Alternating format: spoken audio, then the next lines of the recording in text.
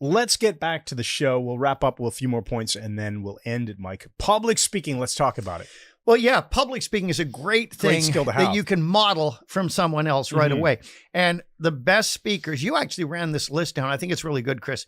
3 E's. We're not talking Erickson, right. Hellman, we did a and video. Esther Yeah, Brooks, we did a video on or this. Estelle.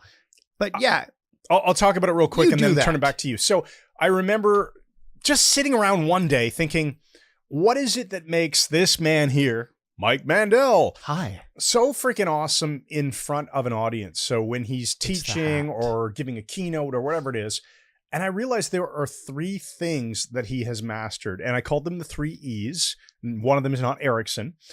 E is you've got education, and a lot of the times here, I can't even talk. I apparently need some English education.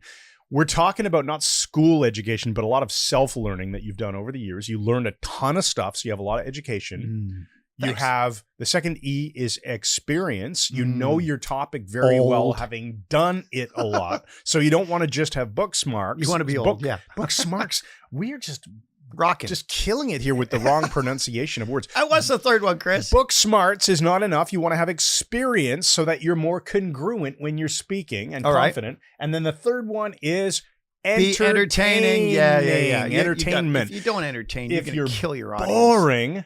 So injecting some humor into things, right? So education, or not even just humor, but being able to hold an audience's attention. And that is a really key point.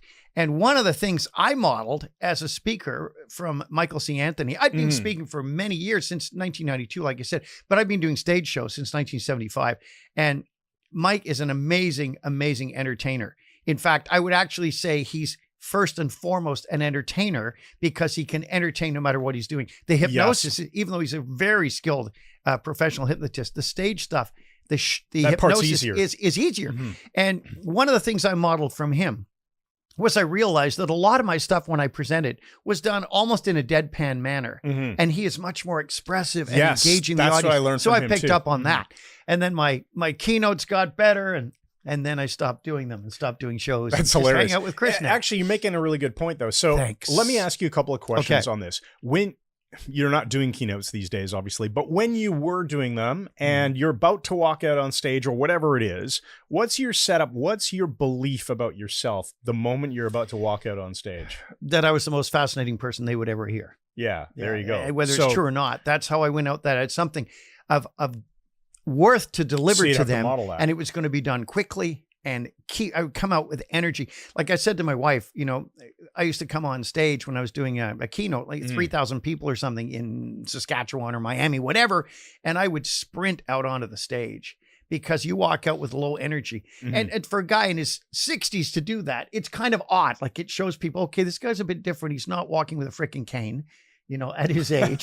Or turning your entire body in order to look. How are you? Oh, good. But that's it. I'm establishing energy right at the beginning. I would always attempt to hit the stage like AC/DC, Okay. And then with respect to, so obviously I'm still talking about myself. There's this belief you're going to be the most fascinating person they have ever seen, at least up until this point in their life. You've got the experience that backs up the belief. You've got the knowledge that backs up the belief, and you've got the ability to be entertaining. Now, when it comes to entertainment, what you said about Michael C. Anthony, that's a really good point.